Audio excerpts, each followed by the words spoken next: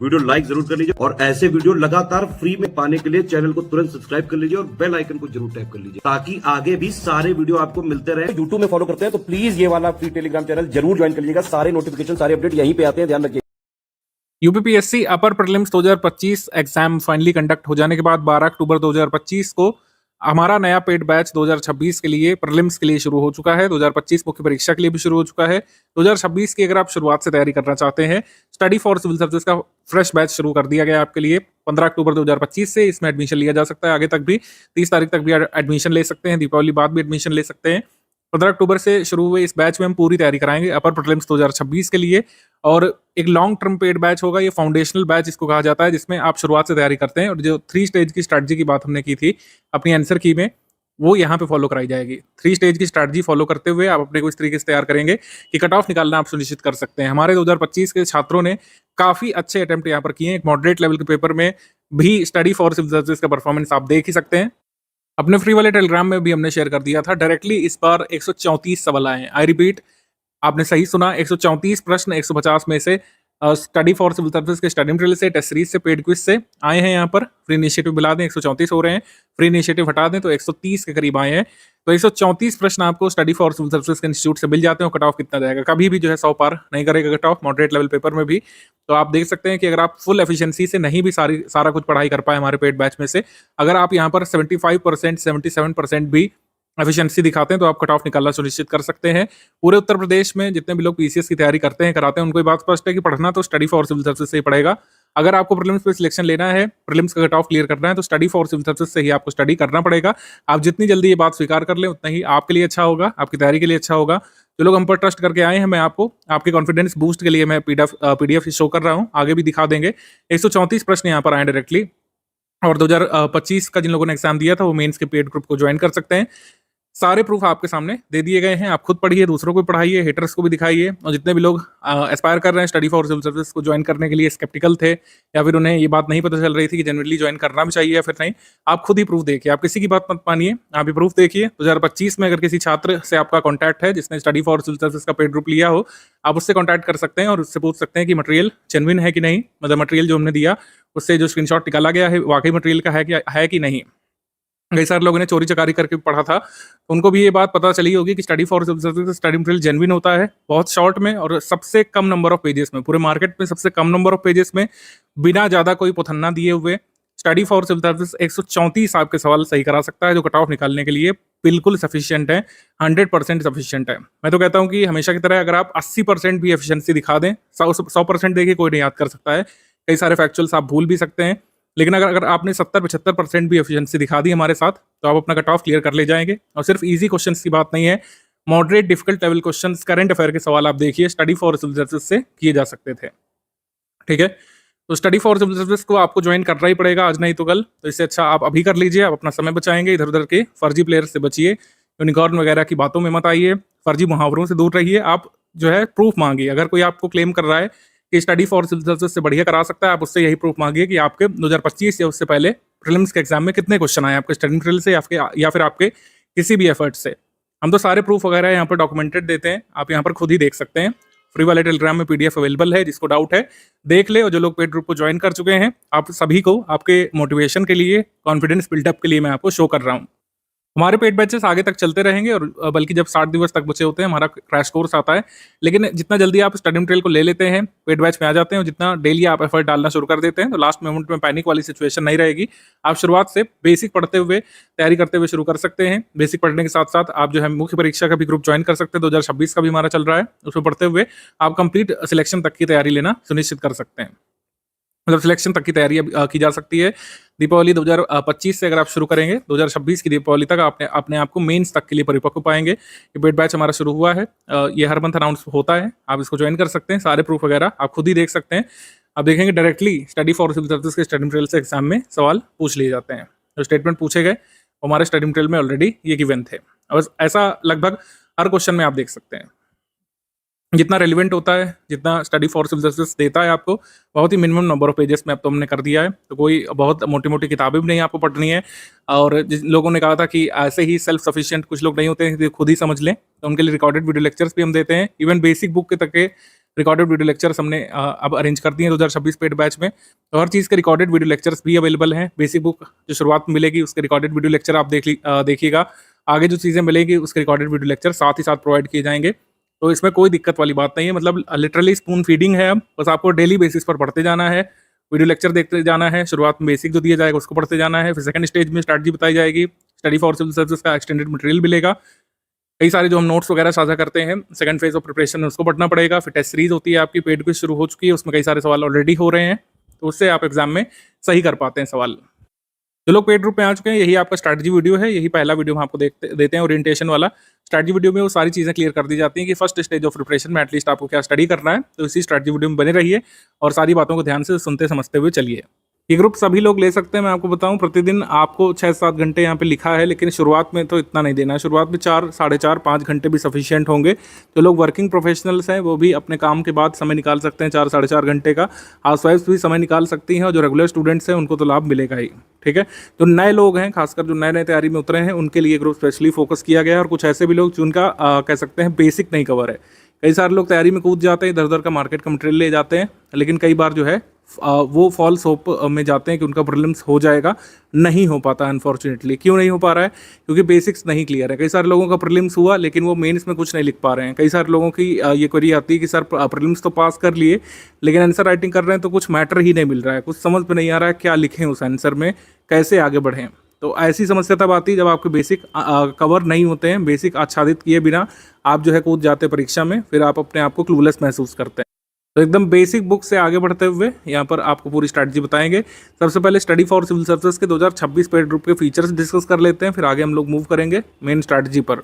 Study for civil services के बारे में आप लोग जानते हैं, हमारा इंस्टीट्यूट 2016 से चल रहा है। जब डिजिटल रिवॉल्यूशन शुरू हुआ था इंडिया में, उत्तर प्रदेश में, तब से ही हमारा ये प्लेटफॉर्म खड़ा हो गया था। पहले रूडिमेंट्री स्टेज में, अब एकदम फुल फ्लेज्ड कह सकते हैं ऑर्गेनाइज्ड तरीके से चल रहा है। कोविड में इतने सारे इंस्टीट्यूट्स बंद हो गए, कई सारे लोगों ने अपना दूसरा काम करना शुरू कर दिया है।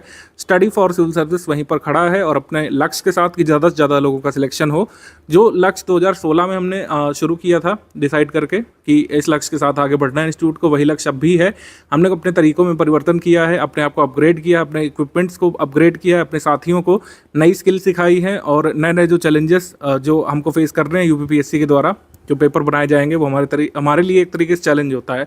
हर साल जो यूपीपीएससी पेपर प्री और मेंस का बनाता है, कोई भी पेपर जिसके लिए हम तैयारी कराते हैं, वो हमारी टीम एज अ चैलेंज लेती है कि किस तरीके से हम अपने मैक्सिमम स्टूडेंट्स को उसमें सिलेक्ट करा पाएँ, उसका कट ऑफ निकलवा पाएँ। ठीक है, तो यही हमारा उद्देश्य रहा है शुरू से कि किस तरीके से जो गिवन सिलेबस है उसकी तैयारी अपने स्टूडेंट्स को कराई जाए, जिससे मैक्सिमम लोग हमारे इंस्टीट्यूट से सिलेक्ट हों। उसके लिए हमने तमाम प्रयास किए हैं।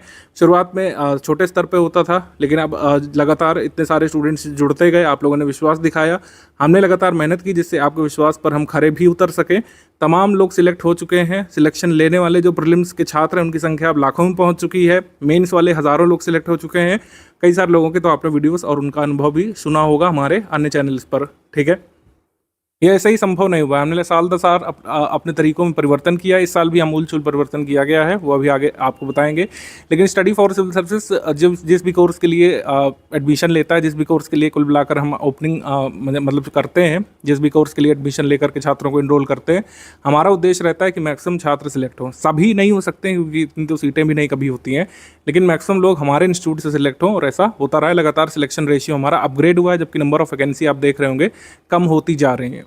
स्टडी फॉर सिविल सर्विसेज क्यों वर्क करता है, मतलब क्यों जो है दूसरों से आगे है, और क्यों स्टडी फॉर सिविल सर्विसेज को आपको ज्वाइन करना चाहिए, इसका कारण मैंने लिखा है ये डायग्राम बना करके।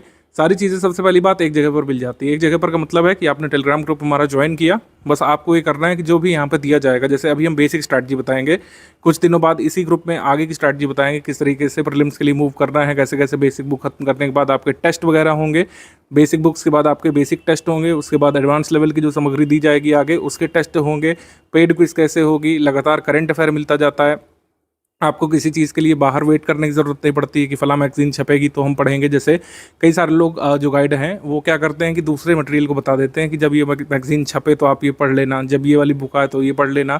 इस तरीके से आपकी स्ट्रैटेजीज़ को प्लान कराते हैं। हमारे यहाँ पर ऐसा नहीं है। अगर आप हमारे यहाँ पर इनरोल्ड हुए हैं तो सब कुछ यहीं से मिलता है। यहीं से मतलब स्टडी फॉर सिविल सर्विसेज के पेड टेलीग्राम ग्रुप से आपको सब कुछ मिलता है, यानी कि प्रीलिम्स का करंट अफेयर मिलता है जो मंथ वाइज आता है, नेशनल इंटरनेशनल करंट अफेयर पूरा उसमें कवर होता है। Uttar Pradesh specific current affair अब मंथ वाइज मिलता है आपको। पिछले 1-2 वर्षों से मंथ वाइज अपने उत्तर प्रदेश करंट अफेयर भी देना शुरू किया है, एक मंथ में निश्चित तारीख पर 12 तारीख के करीब आपको मिल जाता है ग्रुप में। करंट अफेयर के अलावा जीएस की पूरी प्रिपरेशन यहाँ पर होगी, शुरुआत बेसिक लेवल पर, फिर प्रीलिम्स ओरिएंटेड लेवल पर, फिर एडवांस लेवल पर टफ क्वेश्चंस के लिए आपको तैयार कराया जाएगा। सारा डेटा सेट जो भी होता है, कई सारे डेटाज आपको तैयार करने पड़ते हैं। आज जैसे जनगणना भी शुरू हो चुकी है अगली वाली, खैर उसके फैक्ट तो बहुत दिन बाद आने की संभावना है, लेकिन जितना भी डेटा वगैरह होता है, नई रिपोर्ट्स जो आती हैं, उसके एसोसिएटेड फैक्ट्स, टाइमली अपडेट्स, सारे जो जरूरी होते हैं यहाँ पर मिल जाते हैं आपको। हमारे प्रैक्टिस रिसोर्सेज सबसे इनरिच्ड है। हमने देखा है कि कई सारे लोग भले ही हमारा पेड ग्रुप ना ज्वाइन करें, एकदम लास्ट में एग्जाम आने पर स्टडी फॉर सिविल सर्विसेज की प्रैक्टिस रिसोर्सेज पर मैक्सिमम ट्रस्ट करते हैं। जैसे इस समय आरओ का एग्जाम ही ले लें आप, जो अभी हाल में हुआ था, उसमें सभी ने स्टडी फॉर सिविल सर्विस की टेस्ट सीरीज परचेज की थी, चाहे लीगल माध्यम से चाहे लीगल माध्यम से। और इसका कारण भी है, स्टडी फॉर सिविल सर्विस की टेस्ट सीरीज सबसे ज़्यादा एग्जाम ओरिएंटेड होती है। हमारा टेस्ट सीरीज का डिपार्टमेंट है पूरा, नई टेस्ट सीरीज बनाई जाती है, जबकि दूसरों के यहाँ क्या है, टाइपिस्टों की टीम होती है, वो पुराने सवालों को लेकर के तोड़ मरोड़ करके ऑप्शन ऊपर नीचे दाएं बाएं करके देते हैं, जिससे खास लाभ नहीं मिल पाता है आपको। हमारी टेस्ट सीरीज टीम इस तरीके से टेस्ट ड्राफ्ट करती है, जैसे आयोग में आयोग का जो पैनल होता होगा, अब ये प्रक्रिया तो ट्रांसपेरेंट है नहीं जो हम बता पाएँ, लेकिन आयोग जिस तरीके से अपना काम करता होगा हमारे हिसाब से, जो एग्जामिनर्स का पैनल होगा वो अपने अपने क्वेश्चन ड्राफ्ट करते होंगे, वैसे ही हमारा टेस्ट सीरीज डिपार्टमेंट नए क्वेश्चन ड्राफ्ट करता है हमेशा ही, ठीक है, जिससे मैक्सिमम बेनिफिट आपको मिलता है। सबसे जो ज़रूरी टॉपिक्स होते हैं उसकी प्रैक्टिस हम इतनी बार करा देते हैं कि उससे जो क्वेश्चन पूछे जाते हैं प्रीलिम्स में आप कर ले जाते हैं और आपका कट ऑफ निकल जाता है। तो सबसे ज़रूरी चीज़ है कमिटमेंट। हमारा सपोर्ट लॉन्ग टर्म के लिए होता है। जैसे ये ग्रुप अभी हम शुरू कर रहे हैं, पहला ग्रुप 2026 का, आप देखेंगे कि 12 महीने, 16 महीने, 17 महीने बाद भी हमारी वही एनर्जी रहेगी, वही हमारा कमिटमेंट रहता है। बार बार आपसे फ़ी चार्ज नहीं की जाती है। अगर एग्ज़ाम 1-2 महीने टल भी जाता है, जैसे एग्ज़ाम ये टला है 2025 वाला, पहले जल्दी होना था लेकिन अब ये टल गया है, ऐसे ही कई बार एग्ज़ाम टल जाते हैं 2-3 मंथ के लिए, तो हम अपना सपोर्ट जारी रखते हैं हमेशा ही। जहाँ तक फिजिबल होता है, study for civil service team अपना सपोर्ट मेंटेन करती है, ठीक है। अब आरओ का एग्ज़ाम जैसे कैंसिल हुआ था, तो बहुत लॉन्ग टर्म के लिए टल गया था, तो उसमें हमने जो है कुछ नए चेंजेस किए थे, मतलब डिस्काउंट पर लोगों को एनरोल किया था। लेकिन यूपीपीएससी में आज तक भी ऐसा नहीं हुआ है कि एग्ज़ाम टला हो। इवन कोविड में आप देखेंगे एग्ज़ाम 5-6 महीने के लिए आगे बढ़ गया था, लेकिन हमारा सपोर्ट बिना किसी फीस के जारी रहा था, और हमने कोविड वाले के बाद के एग्ज़ाम की पूरी तैयारी कराई थी, प्रीलिम्स में और मेंस में भी। तो हमारा सपोर्ट लॉन्ग टर्म तक रहता है। जो हमारा कमिटमेंट फीस लेने के दिन है, वही हमारा 16 महीने बाद, 17 महीने बाद भी रहता है। हमारे टीचर्स आपको डाउट क्लियरेंस ग्रुप में उसी तरीके से एंटरटेन करते हैं जैसे डे 1 में, वैसे डे नंबर 1000, मतलब डे नंबर कह सकते हैं 180वें में, या फिर डे नंबर जो है कह सकते हैं 400वें में। जब 12-14 महीने बीत जाएंगे तब भी हमारा वैसा ही सपोर्ट और वैसे एनर्जी बनी रहती है। आपकी एनर्जी भले ही डाउन हो जाए, आप भले ही अपने लक्ष्य से इधर उधर दाएं बाएं हो जाए, लेकिन हमारा सपोर्ट हमेशा बना रहता है। हमारे टीचर्स आपको डाउट बताएंगे, हमारा करंट अफेयर रेगुलर बेसिस पर आएगा। आपको टेलीग्राम ग्रुप में जो भी नए अपडेट्स होंगे, जो भी नया स्टडी मटेरियल होगा, वो टाइमली अपडेट किया जाता रहेगा, ठीक है। Consistent support through out your journey बना रहता है। आपकी यात्रा में हम हमेशा साथ दिखेंगे आपको। आप भले ही यात्रा से इधर उधर हो जाएं, आप भले ही जो है पढ़ाई छोड़ दें कि कुछ और करने लगे, जब तक हमारा कमिटमेंट होता है जिस भी कोर्स के लिए, वो हमारा कोर्स चलता रहता है लगातार, ठीक है। तो इसी तरीके से 2016 से हम लोग चला रहे हैं। साल दर साल जो एग्ज़ाम की डिमांड होती है उसको पूरा करने के लिए minor changes here and there पूरे कोर्स में किए जाते हैं, लेकिन हमारा मॉडल वही है कि कमिटमेंट रहेगा। जो भी कमिटमेंट किया गया है उसको पूरा किया जाएगा, और पूरा प्रयास हमारी टीम करेगी कि आपका कट ऑफ निकले। अगर आप पढ़ेंगे, हमारा पढ़ाया हुआ एग्ज़ाम में आता है, आपका कट ऑफ ज़रूर निकलेगा। हम लगातार प्रयास करेंगे, आप लगातार पढ़ते जाइए, तो कट ऑफ ज़रूर निकलेगा। तो जैसे ही हमने आपको बताया, वो यहाँ पर लिखा भी हुआ है, वन स्टॉप डेस्टिनेशन के फॉर्म में रहेगा। कंप्लीट स्टडी मटेरियल आपको मिलेगा। Prelims oriented recorded video lectures बाद में मिलेंगे, टेस्ट सीरीज मिलेगी, प्रीलिम्स ओरिएंटेड कुछ नोट्स भी मिलेंगे आगे चल करके, पीवाईक्यू कंपाइलेशन मिलेगा। सिर्फ यहीं पर जो पीवाईक्यू कंपाइलेशन मिलेगा वही पढ़ना पड़ेगा बाहर से, बल्कि पीवाईक्यू कंपाइलेशन हम लोग नहीं देते हैं कभी, ना रिकमेंड करते हैं, ना बाहरी कोई मैगजीन रिकमेंड करते हैं। मंथली करंट अफेयर आपको मिल जाता है। कैसे कैसे मिलेगा अभी बता रहे हैं। मंथली लाइव डिस्कशन ये फीचर है, ये हमने 2025 से शुरू किया था। मंथली लाइव डिस्कशन में क्या होता है कि 2026 के अगर आप फुल पेड ग्रुप में हैं, तो आपके डाउट क्लियरेंस वाले ग्रुप में एक अप्रोप्रिएट टाइम पर, जनरली 40 दिन या 35 दिन के अंतराल में, हम लोग एक लाइव डिस्कशन सेशन करते हैं। वो ऑडियो के माध्यम से होता है, ठीक है। टेलीग्राम में ऑडियो सेशन हम लोग करते हैं, लाइव होता है वो, मतलब लाइव आकर के टीचर आपके डाउट्स जो है सुनेंगे, उसको बताएंगे। आप जो है मतलब लाइव आकर के अपने डाउट पूछ सकते हैं और टीचर से डिस्कस कर सकते हैं क्या चीज़ आपको नहीं समझ में आ रही है, ठीक है, बुक से पढ़ाई नहीं समझ में आ रही है, क्या अप्रोच रखनी चाहिए एग्ज़ाम के लिए, वो समझ नहीं पा रहे हैं, आप कोई ऐसा डाउट पूछना चाहते हैं जो लाइव आकर के ही पूछा जा सकता है तो आप पूछ सकते हैं, ठीक है। यूपीपीएससी स्पेसिफिक, सिलेबस स्पेसिफिक और बेसिकली प्रीलिम्स ओरिएंटेड चर्चा यहाँ पर होती है। यूपीपीएससी स्पेसिफिक ये 35-40 दिवस में एक बार होता है, जब भी होना होता है हमारे टीचर आपको नोटिफाई कर देंगे और आप जो है अपने टेलीग्राम ग्रुप में इसको ज्वाइन कर सकते हैं और अपने डाउट जो है डिस्कस कर सकते हैं। इसमें पार्ट लेना कंपलसरी नहीं है, यानी कि ये कोर्स का कोई ऐसा भाग नहीं जो आपसे छूट गया या फिर आप नहीं ज्वाइन कर पाए तो आपका कोई नुकसान होगा, ऐसा नहीं है। जो लोग ज्वाइन करना चाहते हैं, जिनके डाउट है, वो यहाँ पे पूछ सकते हैं। अदरवाइज जो डाउट क्लियरेंस वाला ग्रुप है जिसमें आप अपने कोर्स स्पेसिफिक डाउट पूछेंगे, वो तो टाइमली चलता ही रहता है। डेली जो है 15-16 घंटे वो चलता है। आप सुबह से लेकर रात तक अपने डाउट पूछ सकते हैं। अगर लेट नाइट डाउट पूछते हैं तब भी हमारी टीम रिप्लाई करती है कई बार। अगर 2 बजे के बाद डाउट पूछेंगे रात में तो नेक्स्ट मॉर्निंग आपको ग्रुप शुरू होते ही डाउट का रिड्रेसल मिल जाता है, आपका जवाब टाइमली मिल जाता है। इस पीडीएफ को अच्छे से देख लीजिएगा कुल मिला करके। इस पीडीएफ को डाल भी देंगे आपके टेलीग्राम ग्रुप में, पिन कर देंगे। इसमें टाइम प्लान लगा हुआ है, किस तरीके से बेसिक तैयारी करनी है, किस दिन कौन सा चैप्टर कितने घंटे पढ़ना है। इस बार ये व्यवस्था भी हमने कर दी है। पहले हम लोग ये नहीं करते थे, चैप्टर वाइज नहीं बताते थे, बुक वाइज बताते थे, लेकिन इस बार चैप्टर वाइज डेली कितने चैप्टर, कितने घंटे, कितने चैप्टर, पूरा यहाँ पर टाइम प्लान हमने बनाया है, जिससे बेसिक प्रिपरेशन आप शुरू में करें। एकदम जो ABCD से शुरुआत करना चाहते हैं उनको काफ़ी बेनिफिट इसमें मिलने वाला है कि डेली बेसिस पर 45 से 60 दिवस का जो प्लान है 2 महीने का, ठीक है। अगर आप में कैलिबर है तो 1.5 महीने में भी इसको कर सकते हैं, 45 दिवस में। अगर थोड़ा टाइम लेना चाहते हैं 60 दिवस में इसको कंप्लीट कर सकते हैं। फिर आपके इसी स्टडी मटेरियल पर, इसी पढ़े हुए बेसिक पर आपके टेस्ट होंगे, जिससे आप अपनी प्रिपरेशन चेक करेंगे। स्टेज वाइज चलते जाना है। शुरू का जो पहला 2 महीना होगा वो बेसिक पढ़ाई के लिए है। फिर आगे आपके टेस्ट होते रहेंगे करीब 1 महीने तक, बेसिक के 1-1.5 महीने तक टेस्ट होंगे, एवेल्युएशन आप करिए, उसके बाद आगे की स्ट्रैटेजी बताई जाएगी। अभी बेसिक का ही हम बताएंगे। ओवरऑल आपको आइडिया हमने दे दिया है कि पहले जैसे बेसिक होगा, फिर प्रीलिम्स ओरिएंटेड मटेरियल होगा, फिर PYQ कंपाइलेशन मिलेगा और रिकॉर्डेड वीडियो लेक्चर मिलेंगे, उसको देखना है आपको, उससे तैयार करना है। प्रैक्टिस शुरू हो जाएगी। प्रैक्टिस अभी तुरंत नहीं शुरू कर रहे हैं क्योंकि अभी काफ़ी टाइम है हमारे पास। प्रैक्टिस जो है पेड क्विज के माध्यम से शुरू होगी, पेड क्विज से, और टेस्ट सीरीज़ वगैरह भी मिलेगी। ये बेसिक टेस्ट सीरीज़ के अलावा बेसिक टेस्ट सीरीज़ अलग है, और जो advance prelims oriented test series है जिससे कई बार क्वेश्चन आ जाते हैं डायरेक्टली एग्जाम में, वो टेस्ट सीरीज़ अलग है। तो काफ़ी सारे टेस्ट यहाँ पर करवाएंगे आपको, आप अपनी प्रिपरेशन जो है अच्छे से एवेलुएट कर सकेंगे टेस्ट सीरीज़ लगाने के बाद। टेस्ट सीरीज़ 2 चरण में होगी। पहला बेसिक जो फेज़ है, बेसिक पढ़ने के बाद जो आपको टेस्ट देना है वो अलग है, बेसिक टेस्ट है, और फिर जो है एडवांस लेवल के प्रीलिम्स ओरिएंटेड टेस्ट हैं, प्रीलिम्स वाले। और पेड क्विज शुरू हो जाएगी, उसमें रेगुलर बेसिस पर पूरे सिलेबस के मोस्ट इंपॉर्टेंट फैक्ट्स और क्वेश्चन रिवाइज कराए जाते हैं, उसको आप अटेम्प्ट करते रहते हैं, वो अलग है। जो लोग भी पेमेंट वगैरह कर चुके हैं, आपको दिख रहा होगा कि करीब आपको 3 ग्रुप में जोड़ा गया है। 3 मेजर ग्रुप हैं। सबसे पहला स्टडी मटेरियल वाला ग्रुप है, जिसमें सारा स्टडी मटेरियल अभी तक का जो आपको स्टडी करना है, बेसिक्स जैसे दिया गया है, बेसिक बुक्स वगैरह अभी यही दिया गया होगा, और कुछ चीज़ें बेसिक बुक्स वगैरह दिख रही होगी आपको इसमें, और टाइम प्लान वगैरह दिख रहा होगा। ये पेड स्टडी मटेरियल वाला ग्रुप है, ठीक है। डाउट क्लियरेंस वाला ग्रुप है जिसमें आपको जोड़ा गया होगा, उसमें आप डाउट पूछ सकते हैं टीचर से डायरेक्टली, अपने लिख करके पूछ सकते हैं इसमें। और इसी डाउट क्लियरेंस वाले ग्रुप में लाइव सेशन भी होगा एक निश्चित अंतराल पर। जो लोग ग्रुप में अभी ज्वाइन करे हुए हैं, जैसे ग्रुप शुरू हुआ है मान लीजिए फला तारीख को, और आप 10 से 15 दिवस बाद भी ज्वाइन करते हैं, तो सबसे पहला जो काम करना है, अपने ग्रुप के पिंड मैसेज में स्ट्रैटेजी वीडियो देखना है, और पेड ग्रुप में स्टडी मटेरियल कैसे देखने वाला वीडियो देखना है। इससे आप सब कुछ समझ पाएंगे। अब जिसके लिए आप लोग कई मतलब कह सकते हैं मिनट से स्ट्रैटेजी वीडियो में रुके हुए हैं, वेट कर रहे हैं, वो ये है कि शुरुआत कैसे करें। हम ग्रुप में सर आ गए, कैसे पढ़ाई शुरुआत कर दें। तो ये 45 दिवस का जो बेसिक टाइम प्लान है वो ये है। इसमें हम ये वाले सब्जेक्ट कवर करने वाले हैं। इकोनॉमी के लिए बाद बताया जाएगा, ठीक है, अर्थव्यवस्था के लिए, क्योंकि इसमें 2 तरीके से प्रिपरेशन होती है, एक होती है स्टैटिक की और एक होती है करंट ओरिएंटेड की।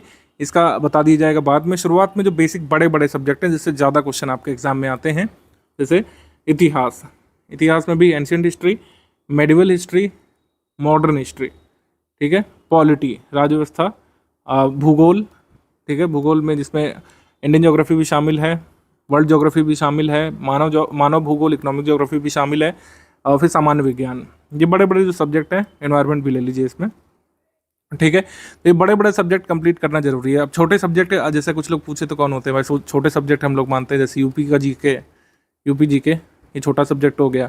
आर्ट एंड कल्चर, प्रीलिम्स में आर्ट कल्चर से बहुत कम ही सवाल आते हैं, तो आर्ट कल्चर ये छोटा सब्जेक्ट हो गया। गवर्नमेंट स्कीम वगैरह है, ये सब हम छोटे सब्जेक्ट के रूप में रखते हैं, यानी कि इनको कंप्लीट किया जा सकता है, इनका पोर्शन कम होता है, ठीक है। तो ये वाले सब्जेक्ट कंप्लीट करना है पहले। आप जीएस की तैयारी इन्हीं सब्जेक्ट से आगे बढ़ाएंगे तभी मैक्सिमम बेनिफिट होता है, क्योंकि प्राचीन भारत का इतिहास, मध्यकालीन इतिहास, आधुनिक इतिहास, कुल मिलाकर ये पूरा इतिहास वाला जो पोर्शन है सबसे ज़्यादा हॉन्टिंग है स्टूडेंट्स के लिए। जो नए नए प्रिपरेशन करने आते हैं, मैंने देखा है कई बार उनको अगर सही गाइडेंस नहीं मिलता है, वो इतिहास की किताबें देख करके ही बैक ऑफ कर जाते हैं कई बार कि सर इतना सब कुछ कैसे याद होगा, ये तो बहुत सारा है, और ये तो बेसिक इतना जा रहा है तो आगे कितना होगा, अगर इतिहास इतना है तो भूगोल कितना कितना होगा, सामान्य विज्ञान कितना कितना होगा। कई बार लोगों के लिए हॉन्टिंग होता है, लेकिन कोई चिंता वाली बात नहीं है। अगर आप ये टाइम प्लान फॉलो करेंगे सब कुछ आसान लगने लगेगा। थोड़ा सा शुरू में आपको बर्डन महसूस हो सकता है, लेकिन अगर टाइम प्लान के ये वाले फेज से आप गुजर गए बेसिक वाले से, बाद में चीज़ें बहुत आसान हो जाएंगी प्रीलिम्स के लिए और मेंस के लिए भी। तो शुरुआत में इन सारे सब्जेक्ट की कुछ बेसिक किताबें हम रिकमेंड करेंगे। उसकी एक फेज्ड रीडिंग आपको करनी है, सिस्टमैटिक रीडिंग करनी है, स्ट्रक्चर्ड रीडिंग करनी है। उसके बाद आपके टेस्ट होंगे। ये वाला फेज से अगर आप गुजर गए तो बाकी जो स्टडी मटेरियल मिलने वाला है आपको प्रीलिम्स वाले ग्रुप में, जिन लोगों ने मेंस का ज्वाइन किया होगा मेंस वाले ग्रुप में, तब आपकी राह बहुत आसान हो जाएगी। हमारी कुछ बेसिक बुक्स हैं और समरी पीडीएफ है जिनका अध्ययन शुरू में आपको करना है। ये डे वाइज हमने लगा दिया है। इसमें देखिए हमने तारीख नहीं डाली है। तारीख हमेशा ही आपका कह सकते हैं और डामाडोल कर देती कॉन्फिडेंस, क्योंकि तारीख में फिर टाइम बाउंड हो जाता है। इसमें हमने तारीख नहीं डाली, इसमें डे डाला है। किसी भी दिन से आप शुरू कर सकते हैं। हमारा ग्रुप शुरू हुआ है आज, और हो सकता है आप 10-15 दिवस बाद ज्वाइन करें, तब आपके लिए डे 1 उस तारीख से शुरू होगा जिस तारीख से आप टाइम प्लान फॉलो करना शुरू करेंगे। तो डे 1 में क्या क्या पढ़ना है भाई, जैसे डे 1 में हमने आपको दे दिया है चैप्टर 1 ऐतिहासिक पृष्ठभूमि, ये एम लक्ष्मीकांत से स्टडी करना है। फिर types of sources and historical construction, ancient history R S Sharma वाली बुक से, एंशिएंट हिस्ट्री की समरी के 5 पेजेस से पढ़ने हैं। अभी पहला काम करना है डे 1 में। फिर डे 2 में क्या है भाई, ऐसे डे 3 में, डे 5 में सब कुछ दिया हुआ है क्या क्या पढ़ना है। मतलब ये इस तरीके से अरेंज किया गया है कि आपके ये 45वें दिवस तक ये बुक्स कंप्लीट हो जाएंगी। हमारी समरी और हमारी जो बेसिक बुक्स हैं हिस्ट्री वाली वो कंप्लीट हो जाएगी। लक्ष्मीकांत थोड़ा सा बच जाएगा, उसको आप बाद में कवर कर सकते हैं 15 दिन एक्स्ट्रा ले करके। लक्ष्मीकांत के मोस्ट इंपॉर्टेंट जो चैप्टर हैं जो आपको पढ़ने ही चाहिए यूपीपीएससी के लिए, वो इसमें कवर हो जाएंगे। मॉडर्न हिस्ट्री की, मेडिवल हिस्ट्री की और एंशिएंट हिस्ट्री की बुक खत्म हो चुकेगी। हमारी सारी समरी की फिनिश हो चुकी होंगी, और एनसीईआरटी की जितनी भी ज्योग्राफी है वो फिनिश हो चुकी होगी। ठीक है, तो एनसीईआरटी की ज्योग्राफी, साइंस का जो मटेरियल है, साइंस की हमारी समरी वो इसमें फिनिश हो चुकी होगी। जितनी भी बेसिक बुक हैं 45 दिवस तक फिनिश हो चुकी होंगी, अगर आप इस तरीके से फेज्ड वाइज रीडिंग करेंगे तो। अब आपको लग रहा होगा कि सर ये तो कोई भी कर सकता था, कोई भी बंदा टाइम प्लान बना सकता था, चैट जीपीटी से हम कह देते थे, प्रॉम्प्ट दे देते तब भी बन जाता है। इसका महत्व क्या है? इसका महत्व ये है कि अगर आप हमारे ग्रुप में आकर के ये 45 दिवस फेज वाइज स्टडी करेंगे बेसिक बुक्स की, आगे की राह बहुत आसान हो जाने वाली है। आगे फिर ये नहीं लगेगा कि सर ये मेंस का सिलेबस समझ में आ रहा है, सर ये आंसर राइटिंग नहीं समझ में आ रही है, इसमें क्या चीज़ है, आर्ट कल्चर में क्या क्या आता है, जो कह सकते हैं मॉडर्न इंडिया वाला टॉपिक है, कहाँ से शुरू होता है, कहाँ खत्म होता है। ये जो छोटे छोटे डाउट्स रह जाते हैं लोगों के, इतना सब कुछ पढ़ने के बाद भी वो नहीं रहेंगे। प्रीलिम्स के बाद आप मेंस का जब स्टडी मटेरियल उठाएंगे, स्टडी फॉर रिजल्ट्स का फैमिलियर लगेगा, स्मरण करना आसान रहेगा, आत्मसात करना आसान रहेगा, आंसर राइटिंग की शुरुआत करना आसान रहेगा। और सिर्फ इतना ही नहीं है कि टाइम प्लान बन गया है, 45 से 60 दिवस तक ये फॉलो करने के बाद आपके बेसिक टेस्ट भी होंगे, बेसिक टेस्ट होंगे, जिससे आप ये कंफर्म कर पाएंगे कि जो आपने 45 दिवस दिए वो कितने फ्रूटफुल रहे, आप क्वेश्चन कर पा रहे हैं कि नहीं। क्योंकि जो टेस्ट होंगे बेसिक वाले इसी स्टडी मटेरियल पर आधारित रहेंगे। जो आपने 45 दिवस तक कंप्लीट किया इसी स्टडी मटेरियल पर आधारित रहेंगे ये अगले बेसिक टेस्ट। ठीक है, हर 5 दिवस में, 7 दिवस में एक मतलब हम लोग इस तरीके से प्लान आगे साझा कर देंगे आपको 45 दिवस खत्म होने के बाद, कि हर 5वें दिवस, 5 से 6 दिवस, एवरी 5th और 6th डे आपका टेस्ट होगा एक फेज्ड मैनर में। ठीक है, टेस्ट होगा, आप उसका एवेल्यूएशन करेंगे और पता लगाएंगे कि आपने जो भी पढ़ा बेसिक बुक उससे आप कितने क्वेश्चन अटेम्प्ट कर पा रहे हैं। उसको ग्रुप में डिस्कस कर सकते हैं। इसके लिए लाइव सेशन भी हम लोग करेंगे जिसमें आप अपना स्कोर डिस्कस कर सकते हैं और आगे की राह हम लोग बताएंगे आपको। अच्छा, एक चीज़ और है कि 45 दिवस का हमने बनाया है, एक एवरेज स्टूडेंट के हिसाब से मैंने बनाया है इसको। लेकिन अगर किसी को लगता है कि वो स्लो रीडर है, उसको थोड़ा और समय लगता है, तो आप इसको 60 या 65 दिवस तक भी ले जा सकते हैं। कोशिश करिए कि इससे आगे नहीं बढ़ाइएगा। मेरे हिसाब से डेली अगर 3 घंटे भी देंगे मुश्किल से, तब भी 60 दिवस में, 62 दिवस में कंप्लीट किया जा सकता है। अगर 4.5 घंटे तक देंगे तो 45 दिवस में ये पूरा कंप्लीट किया जा सकता है। अब ये रीडिंग करना बहुत ज़रूरी है। जैसे आजकल ये रील वाली दुनिया है, लोग बुक्स से हटते जा रहे हैं, लेकिन जो सिविल सर्विसेज के स्टूडेंट्स हैं उन्हें बुक्स का महत्व समझना पड़ेगा। बिना बुक्स के देखिए हो नहीं पाएगा। अब जैसे कुछ लोग पूछेंगे कि सर बुक्स से नहीं आ रहा है, ये बात सच है। एनसीईआरटी की सारी बुक आप पढ़ डालिए तब भी यूपीएससी के 10-15 से ज़्यादा क्वेश्चन नहीं कर पाएंगे, और 10-15 क्वेश्चन से कट ऑफ निकलता नहीं है। लेकिन इसका महत्व हमेशा ही रहता है। जो आगे मटेरियल हम लोग देंगे जो फैक्ट ओरिएंटेड होगा, जिसमें कई सारे फैक्ट होंगे, कौन सा मिनरल कहाँ पे पाया जाता है देंगे, कौन सी पहाड़ी कहाँ पे है, कई सारे वर्ल्ड ज्योग्राफी के इतने सारे फैक्ट हम लोग जो देंगे उसको याद करना आसान हो जाता है। जिन लोगों के बेसिक कवर होते हैं उनका एक ऐसा इंस्टिंक्ट डेवलप होता है कि कई बार जो उनको उत्तर नहीं पता होता है उसका भी सही उत्तर निकाल ले जाते हैं वो लोग एग्जाम में। वो इंस्टिंक्ट आपका तभी डेवलप होगा जब ये आप सबसे कठिन वाले फेज से गुजरेंगे। फ़ोन रख करके, रीलों से ध्यान हटा करके अगर ये बेसिक वाला आपने कवर कर लिया, जो लोग सीरियस स्टूडेंट है वो मेरी बात समझ रहे होंगे, अगर ये बेसिक वाला फेज़ आपने कवर कर लिया तो आगे के सारे फेज़ बहुत आसान हो जाने वाले हैं। स्टडी शेड्यूल के बाद आपके वीकली टेस्ट शुरू हो जाएंगे, उस पर ध्यान केंद्रित आपको करना पड़ेगा। स्टडी शेड्यूल खत्म होने के तुरंत बाद आप टेस्ट देंगे तो फिर से मतलब रिवीजन करने की ज़रूरत नहीं पड़ेगी। टेस्ट देते देते आपको समझ में आ जाएगा कि कितना आप लोग पढ़ पाएँ और कितना यहाँ पे दोबारा रिवाइज करने की ज़रूरत होगी। लक्ष्मीकांत की पूरी बुक में से क्वेश्चंस रहेंगे, मोस्ट इंपॉर्टेंट टॉपिक शेड्यूल में शामिल कर दिए हैं। धीरे धीरे लक्ष्मीकांत को पूरा खत्म करने की कोशिश कर रहे हैं आपको 45 दिवस के बाद तक। कई सारे लोगों के मन में अभी भी डाउट रह रहा होगा कि क्यों बेसिक बुक पढ़ें जब इससे पूरा सिलेबस कवर नहीं होता है और एग्जाम में सारा कुछ नहीं आ सकता है। लेकिन बेसिक बुक जरूरी है क्योंकि जो स्टाइल है बेसिक बुक का, जो पुरानी एनसीईआरटी है उसमें समझाते हुए चीज़ें दी हुई है। तो कई बार जो इंट्रोडक्शन है वो बहुत शॉर्ट होना चाहिए। इंट्रोडक्शन भले ही ओवरऑल सिलेबस को कवर ना करे, लेकिन आपके अंदर रीडिंग हैबिट डेवलप करेगा कि आप चीज़ों को लिंक कैसे करते हैं। बहुत छोटे से बच्चों जैसी भाषा में समझाते हुए जब चीज़ें एडवांस लेवल तक बढ़ती हैं आगे, तो उसको समझने में, आत्मसात करने में आसानी रहती है। कौन सी जगह पर विश्व के कौन से हिस्से पर कौन सा मिनरल पाया जाएगा, ये रटने को तो रटा भी जा सकता है, लेकिन अगर आपकी स्किल्स अच्छी हैं, अगर आपने बेसिक कंप्लीट किया है, कई बार आपके सामने ऑप्शन होगा, आपने नहीं पढ़ा होगा कि कौन सी जगह पर कौन सा मिनरल मिलेगा, लेकिन आपके सामने अगर क्वेश्चन होगा तो आप उसमें सही अंदाज़ा लगा लेंगे क्योंकि आपने लिंक किया होगा हर चीज़ को। आपने जो कह सकते हैं जलवायु है, जलवायु यानी जो क्लाइमेट है उसको पढ़ा है, वर्ल्ड क्लाइमेट को पढ़ा है। इसके साथ आपने जियोलॉजी पढ़ी है अच्छे से, इसके साथ आपने सॉइल वगैरह पढ़ा है। इन सबको लिंक करके आप कहीं ना कहीं अंदाज़ा लगा लेंगे कि कौन सी जगह पर कौन सा मिनरल मिलेगा। ये ऐसे ही वर्क करता है। ये मैं आपको वैसे नहीं समझा सकता जब तक आप खुद नहीं पढ़ेंगे। अगर आपने पढ़ी हैं हिस्ट्री की सारी बुक्स, कई बार आप कठिन से कठिन क्वेश्चन भी सही कर ले जाएंगे बिना पूरा फैक्ट पता हुए। अब जैसे पूछेंगे कि किस राजा का कौन सा पुत्र था, वो तो नहीं कर पाएंगे, लेकिन कई बार कठिन वाला सवाल जैसे प्रशासनिक व्यवस्था के बारे में पूछा जाता है या फिर चीज़ों को लिंक करके पूछा जाता है हिस्ट्री में, प्रथाओं के बारे में, सामाजिक प्रथाओं के बारे में, आप उसको आंसर कर ले जाएंगे। अभी भी कुछ क्वेश्चन हैं जो एनसीईआरटी से डायरेक्टली हो सकते हैं, सरप्राइजिंगली आपको शायद ना पता हो। मैंने पूरी एक लिस्ट बनाई थी इस वीडियो को बनाने से पहले, पिछले 4-5 वर्षों के पेपर को देखते हुए कि कौन कौन से क्वेश्चन डायरेक्टली अभी भी एनसीईआरटी से किए जा सकते हैं। पिछले करीब 4 साल के पेपर को एनालाइज मैंने किया था और इन क्वेश्चन की लिस्ट बनाई थी जो डायरेक्टली अभी भी एनसीईआरटी बुक्स पढ़ करके किए जा सकते हैं। ठीक है, जैसे ये वाला आप सवाल ले लीजिए, कौन सी हिमालयन पर्वत श्रेणी में स्थित नहीं है।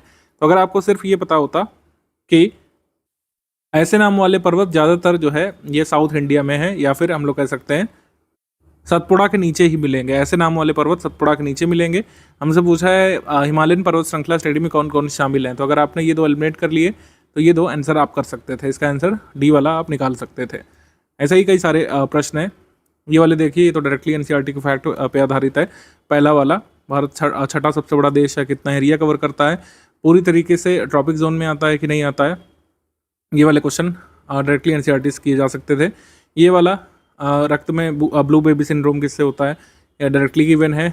विटामिन वाला जो केमिस्ट्री में जो कह सकते हैं हम पढ़ते हैं, विटामिन वाले में साफ साफ दिया हुआ एनसीईआरटी में कि ह्यूमन बॉडी सारे विटामिन को सिंथेसाइज नहीं कर पाती। हमको कुछ स्पेसिफिक फूड कंज्यूम करने होते हैं अपनी डाइट में, जिससे हमारे गट में यानी हमारी आंतों में जो बैक्टीरिया होते हैं वो विटामिन सिंथेसाइज करते हैं। ठीक है, तो इस कंसेप्चुअल क्वेश्चन को कर सकते थे आप। ऐसे ही जलवायु वगैरह वाला चैप्टर अगर आपने पढ़ा हो और रिन्यूएबल एनर्जी रिसोर्सेज वाला चैप्टर पढ़ा हो तो इन वाले क्वेश्चंस को कर सकते थे। ठीक है, अगर आपने थोड़ा बहुत जो कृषि वाला चीज़ें कंप्लीट की हैं तो ये अंदाज़ा लगा सकते थे कि कौन सी क्रॉप कहाँ पे देखने को मिलेगी। एग्रीकल्चर, साइंस और इन्वायरमेंट वगैरह को लिंक करके कई सारी चीज़ें जो एनसीईआरटी में चैप्टर्स के फॉर्म में दी हैं, उससे काफ़ी फ़ायदा आपको ना सिर्फ प्रीलिम्स में मिलता है बल्कि मेंस में भी। ये क्वेश्चन आप कर सकते थे। ये मुगल साम्राज्य मूल रूप से सैनिक राज्य था, ये अवधारणा दी है एनसीईआरटी में, ठीक है, क्योंकि मुगल जो है थियोक्रेसी पर आधारित राज्य नहीं था। मुगल कह सकते हैं administration what not based on theocracy, ठीक है, राज धर्म पर आधारित नहीं था, सैनिक राज्य था और मनसबदारी सिस्टम के हिसाब से यहाँ पे सैनिकों को नियुक्त किया जाता था। Asiatic Society of Bengal directly दिया है। आज भी कई सारी चीज़ें डायरेक्टली दी हैं एनसीईआरटी में जो पूछी जाती हैं। Various components of ecosystem are independent, यहाँ पे नॉट दिया हुआ है तो ये असर्शन रॉन्ग हो जा रहा है हमारा। ये पिछले 4-5 वर्षों के पेपर से मैंने निकाला। यूट्रोफिकेशन दिया है और बायोजियोकेमिकल साइकिल भी दी है। मानव मस्तिष्क के बारे में जो क्वेश्चन पूछे जाते हैं, हमारा हार्ट कितने चैम्बर का है, और ये तो डायरेक्टली दिया है कि तमिलनाडु कोस्ट को जो है साउथ वेस्ट मानसून के से वर्षा क्यों नहीं मिलती है, ठीक है, इसका कारण भी डायरेक्टली मेंशन्ड है। इसके बाद जो है ये वाला है आइलेट्स ऑफ बीटा सेल्स से, मतलब beta cells of islets of Langerhans से पैंक्रियास में कौन सा हार्मोन सेक्रेट होता है, इंसुलिन। इसकी कमी से क्या हो जाता है वो भी मुझको पता है। ग्रोथ, पॉपुलेशन और डेवलपमेंट कैसे आपस में लिंक्ड है, ये उदाहरण एनसीईआरटी से आप बना सकते हैं। प्राकृतिक रेशम में कौन सा कंपोनेंट आपको देखने को मिलेगा। कोरिलेस फोर्स की अवधारणा दी है एनसीईआरटी ज्योग्राफी में। ये 2024 वाले कुछ क्वेश्चन है जिसमें इस तरीके से आंसर किया जारी करता था निशान लगा करके। तो हिमालय अभी भी ऊंचा क्यों हो रहा है, ये 9th क्लास की ज्योग्राफी चैप्टर में गिवन है। टेक्टोनिक प्लेट्स अभी भी टकरा रही हैं, ठीक है, इंडियन टेक्टोनिक प्लेट अभी भी कोलाइड कर रही है यूरेशियन से, तभी हिमालय अभी भी ऊंचा हो रहा है। 2019 में हिमालय की नपाई हुई थी, थोड़ा सा सेंटीमीटर बढ़ा है हिमालय का। टर्किश इन्वेजन सक्सेसफुल क्यों हुआ था, इसकी अवधारणा गिवन है, ठीक है, मेडिवल हिस्ट्री में RS सतीश चंद्रवाली में। और किस तरीके से आपके कह सकते हैं 12th की ह्यूमन ज्योग्राफी वाली एनसीईआरटी में ये अवधारणा समझाई गई है सस्टेनेबल डेवलपमेंट की, ब्रेटलैंड रिपोर्ट की। लिमिट टू ग्रोथ जो है ये क्लब ऑफ रोम का है, इसके बारे में मेंशन्ड है। तो कुछ ऐसा नहीं कि बिल्कुल भी क्वेश्चन एनसीईआरटी से नहीं आ रहे हैं, लेकिन इतने सब्सटेंशियल नहीं कि पूरा कट ऑफ निकल जाए। लेकिन बेसिक अगर आप कवर करते हैं तो इन क्वेश्चंस का लाभ तो मिलता ही है। मेंस का जब आप पढ़ने जाते हैं तो काफ़ी फायदा उससे मिलता है मेंस के मैटर को समझने के लिए, क्योंकि मेंस का मैटर किसी भी जगह से आप पढ़ें, चाहे आप हमारे यहाँ से पढ़ें चाहे कहीं से भी, मेंस के मैटर में बेसिक से नहीं पढ़ाया जाता। मेंस के मैटर में सिलेबस के हिसाब से पढ़ाया जाता है, जो सिलेबस में है उसको एक्सपैंड किया जाता है, जिससे आंसर राइटिंग में आपके लिए हेल्प मिले, आंसर राइटिंग में आप उन कह सकते हैं पॉइंट्स को यूज़ कर पाएँ। ह्यूमन डेवलपमेंट इंडेक्स में कौन कौन से पैरामीटर्स होते हैं, इंडिया की लेटेस्ट रैंक क्या है, ये करंट अफेयर में कवर होता है। अभी हमने कवर कराई है मई मंथ वाले में, मई 2025 में लेटेस्ट रैंक जो आई है इंडिया की, वो पता होना चाहिए आपको। अगर पता है तो कमेंट करके बताइए इस वीडियो के नीचे आप लोग। माल्थस की थ्योरी जो है ये गिवन है एनसीईआरटी में डिटेल में। एसिड रेन का भी पूरा कंसेप्ट समझाया गया है, और ये अवध का जो एनेक्सेशन किया गया था उसके बारे में भी कहानी मेंशन्ड है। तो ऐसा नहीं है कि बिल्कुल भी क्वेश्चंस नहीं आ रहे, इतने तो मैंने ही गिना दिए, जबकि ओवरऑल देखा है। अभी थोड़ा डेप्थ तक देखा जाए तब और भी मिल जाएंगे, मतलब 15 क्वेश्चन तो 150 में से मिल ही जाते हैं आज भी एनसीईआरटी से। ये लाभ है, और दूसरा लाभ तो मैंने बता ही दिया, ओवरऑल अंडरस्टैंडिंग बनती है। जो कठिन वाले कई बार फैक्ट जो पूछे जाते हैं उसको तैयार करने में कहीं ना कहीं इनडायरेक्टली एनसीईआरटीज हेल्प करती हैं। अभी तक जो हमारे पेड ग्रुप शुरू हुए थे उसमें यही प्लान आपको बताया गया था, लेकिन कई सारे लोगों की अलग से डिमांड आई थी कि सर हम बिल्कुल भी बेसिक बुक से शुरुआत नहीं कर सकते हैं, हमें वीडियो लेक्चर्स के माध्यम से एक एक पॉइंट पढ़ करके समझाया जाए, स्क्रीन रिकॉर्डिंग के माध्यम से, कुल मिलाकर MP4 वीडियो लेक्चर के माध्यम से इसको समझाया जाए। कई सारे लोगों की डिमांड थी, तो हमने बेसिक बुक को पढ़ाते हुए वीडियो लेक्चर्स देना शुरू कर दिया अपने पेड ग्रुप में। शुरुआत के ग्रुप में फीचर नहीं था, लेकिन उस ग्रुप में फीचर जोड़ा गया, तो आपके ग्रुप में भी ये फीचर रहेगा। बेसिक बुक के वीडियो लेक्चर भी मिलेंगे, और जिन पर वीडियो लेक्चर रिकॉर्ड किया जाएगा वो PPT PDF में कन्वर्ट करके भी आपको मिलेगी, PPT इंटू PDF फॉर्मेट में। तो इस तरीके से आपकी राह और भी आसान हो जाने वाली है, कोई भी दिक्कत नहीं रहेगी अब तो।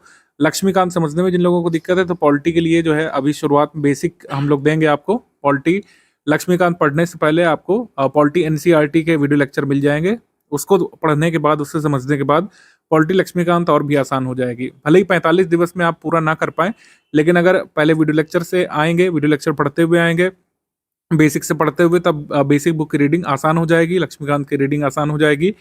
तो ये मैं बाद में हिस्सा रिकॉर्ड कर रहा हूँ कि आपके जो रीडिंग टाइम प्लान में जो वीडियो लेक्चर हैं वो भी इंक्लूड कर दिए गए हैं। सभी बेसिक बुक जो कि हमने आपको रिकमेंड की उसके जो है वीडियो लेक्चर मिलेंगे आपको ग्रुप में। और पॉलिटी हम लोगों ने नहीं शामिल किया था शुरुआत में, पॉलिटी NCERT, लेकिन पॉलिटी NCERT के भी शुरुआत में आपको वीडियो लेक्चर प्रोवाइड कर दिए जाएंगे। लेटेस्ट अपडेट है आपके कोर्स में, ये पुराने ग्रुप को फीचर दिया गया था, तो आपके ग्रुप में भी शामिल कर लिया गया है, ठीक है। तो बेसिक बुक के टाइम प्लान में रीडिंग तो है ही, लेकिन आपको जो है आपको सपोर्ट के लिए वीडियो लेक्चर भी मिलेंगे। वीडियो लेक्चर का टाइम प्लान आपके ग्रुप में साझा कर दिया जाएगा, किस दिन कौन सी बुक का कौन से सब्जेक्ट का वीडियो लेक्चर मिलेगा वो आपको अलग से ग्रुप में ही बता दिया जाएगा। ठीक है, आगे स्ट्रैटेजी वीडियो आप लोग कंटिन्यू करिए। यूपीपीएससी में कितने टॉपिक से कितने क्वेश्चन बनते हैं, कौन कौन से टॉपिक जरूरी होते हैं, उस टॉपिक से कितने क्वेश्चन आते हैं, इसका आइडिया शुरू से होना चाहिए। इसके लिए हम चार्ट देते हैं आपको स्ट्रैटेजी पीडीएफ में। ये शुरू से ही भान होना चाहिए कौन सब्जेक्ट सबसे ज़रूरी वाले हैं। जैसे हिस्ट्री ऑफ इंडिया, इसमें एंशिएंट, मेडिवल, मॉडर्न तीनों ही शामिल है। Ancient history, medieval history, modern history मैंने जानबूझ करके इसमें अलग अलग से आपको नहीं बताया, क्योंकि तीनों ही बहुत महत्वपूर्ण है। पहले 4-5 वर्ष पहले ऐसा कहा जाता था, और वो सत्य भी थी ये बात कि आप मॉडर्न हिस्ट्री पर फोकस करिए, एंशिएंट मेडिवल छोड़ दीजिए, या फिर बहुत मिनिमल फोकस उस पर रखिए। लेकिन ऐसा नहीं है। अब एंशिएंट से ज़्यादा क्वेश्चन हो सकते हैं पूरे पेपर में। मेडिवल से ऐसा हो सकता है ज़्यादा क्वेश्चन आ जाए, मॉडर्न से कम आ जाए। तो पूरे हिस्ट्री को कवर करना है। एटलीस्ट शुरुआत में तो पूरी हिस्ट्री पर ही फोकस करना है। जब एकदम एग्जाम नज़दीक होगा तो आगे की स्ट्रैटेजी आपको बताएंगे। 2024 वाले पेपर में जो दिसंबर में हुआ था, 26 सवाल आए थे हिस्ट्री से। 2023 में भी आइडेंटिकल रहा था, 26 आए थे। 2022 में 24 आए थे। 2021 में 19 रह गए थे। 2020 में 22 आए थे। 2019 में भी 22 आए थे। तो हिस्ट्री ऑफ इंडिया से 20+ क्वेश्चन हमेशा ही एक्सपेक्टेड होते हैं। जरूरी टॉपिक है आपका। हालांकि मेंस में आर्ट कल्चर वाला पोर्शन आता है, लेकिन हिस्ट्री ऑफ इंडिया बहुत जरूरी टॉपिक है आपका, कह सकते हैं प्रीलिम्स में। हिस्ट्री ऑफ इंडिया को आप छोड़ नहीं सकते बिल्कुल भी। 1/6 हिस्सा है पूरे पेपर का, अगर आप कैलकुलेट करें तो इंडियन हिस्ट्री बहुत जरूरी टॉपिक है। इकोनॉमी ऑफ इंडिया, इससे 15 सवाल आए थे, इस बार ज़्यादा आए थे, पहले कम रहते थे। ठीक है, पहले इकोनॉमी से कम सवाल आते थे, लेकिन अब स्टैटिक भी पूछा जा रहा है, करंट अफेयर भी। इकोनॉमी का हम आगे आपको बताएंगे, शुरुआत के 45-60 दिवस के बाद इकोनॉमी का अलग से प्लान आपको बताएंगे, तो देखिएगा। उसमें जनरल साइंस का क्लियर है, जो टाइम प्लान फॉलो करेंगे उसमें जनरल साइंस का आपका बेसिक बनेगा।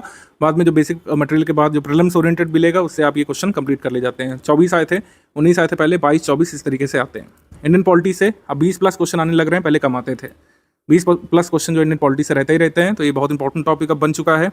ठीक, ज्योग्राफी बहुत इंपॉर्टेंट है, 23 सवाल इससे रहते हैं, और अब बढ़ेंगे ही सवाल। जिस हिसाब से पैटर्न चेंज हो रहा है, ज्योग्राफी पर खासा फोकस किया जा रहा है आयोग के द्वारा।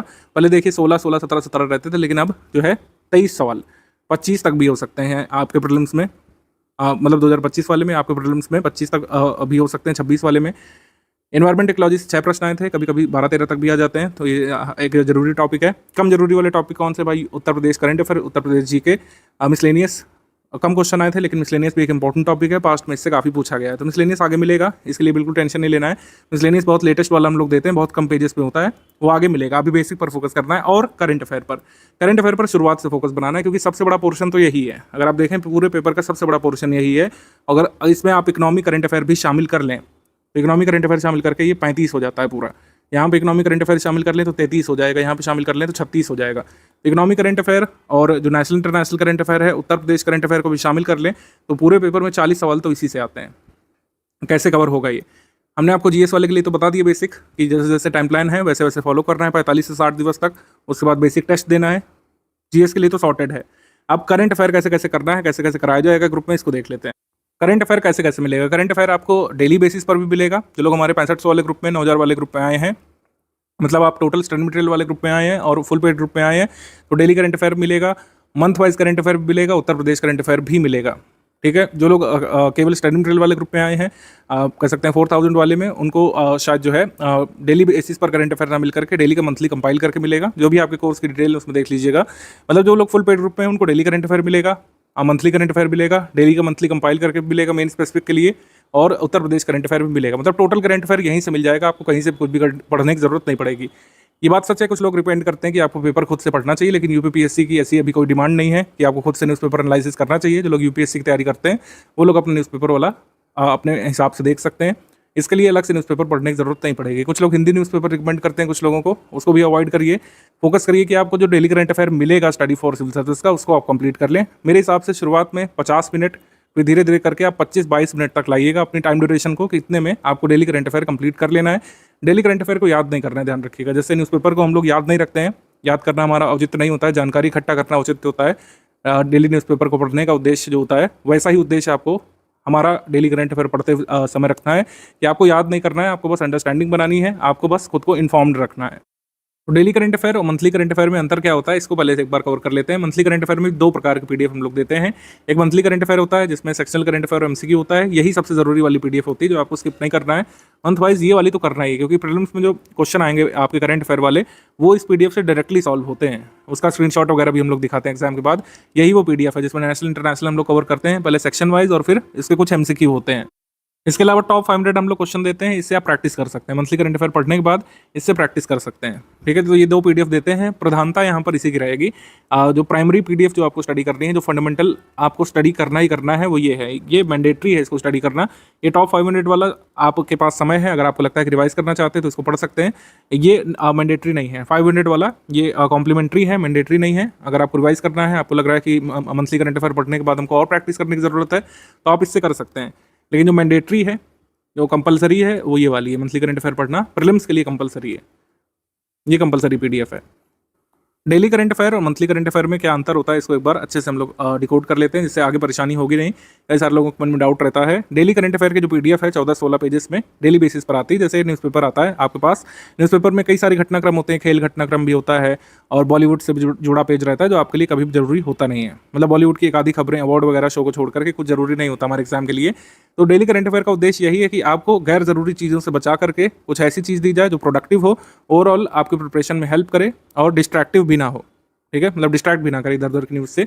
तो ये मुख्य परीक्षा के सिलेबस पर केंद्रित करके दी जाती है। जैसे आपने अगर देखा होगा डेली करंट अफेयर का स्ट्रक्चर, उसमें बकायदा लिखा भी रहता है कि GS1 से संबंधित टॉपिक है, GS4 का टॉपिक है, GS2 का टॉपिक है, GS3 का है। इस तरीके से लिखा भी रहता है उसमें। किसी भी घटनाक्रम को, किसी भी न्यूज़ को, या फिर कह सकते हैं किसी भी मेन इवेंट को 360 डिग्री कवर करने का इसमें प्रयास किया जाता है, जिससे आपको ज़्यादा से ज़्यादा मैटर मिले। इसमें चीज़ों को पल्लवित किया जाता है, एक्सपैंड किया जाता है, ठीक है, समझाने की कोशिश की जाती है हर तरीके से।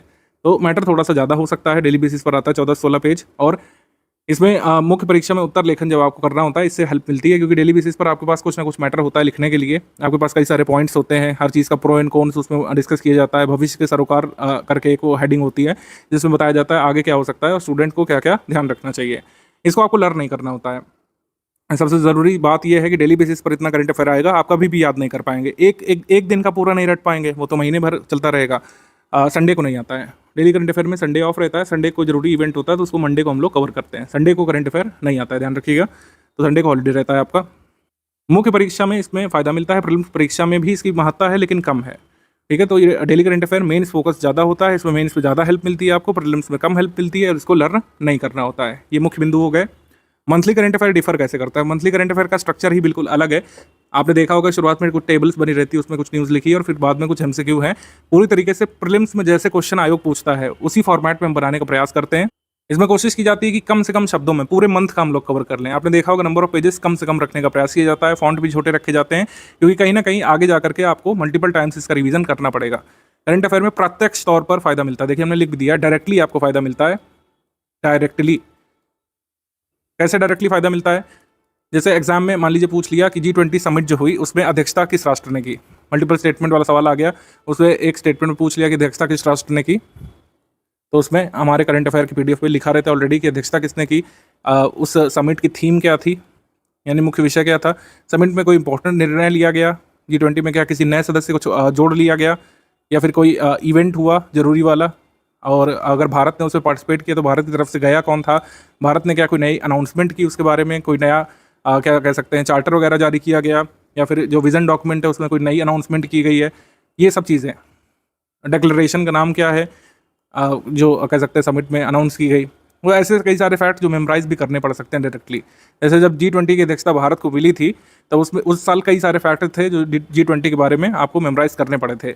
इस बार जो हॉट टॉपिक है पूरे साल भर जो रहा, PM सूर्य घर मुफ्त बिजली योजना, इसके बारे में UPSC ने भी पूछा। PM सूर्य घर मुफ्त बिजली वाला सभी एग्जाम्स में लगभग पूछा। 2025 का जो पेपर होने वाला है, मैं एंटिसिपेट कर रहा हूँ कि इससे भी जो है आपको क्वेश्चन देखने को मिलेगा। 2025 के पेपर में प्रीलिम्स में PM सूर्य घर से एक क्वेश्चन बहुत ही एंटिसिपेट किया जा रहा है। मुझे लगता है कि कुछ ना कुछ तो जरूर पूछेंगे इसमें। तो हमने क्या किया कि PM सूर्य घर का पूरा एक वीडियो बना करके 2025 वाले ग्रुप में डाल दिया।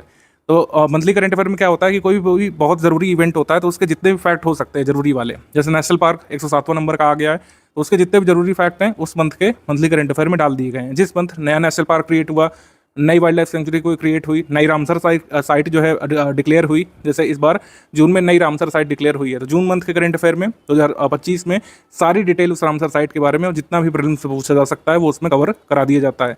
तो मंथली करंट अफेयर कॉम्प्रिहेंसिव रखने का प्रयास किया जाता है, क्योंकि कहीं ना कहीं इसका आगे जाकर के आपको रिवीजन भी करना है, कई सारे तथ्यों को याद भी करना पड़ सकता है।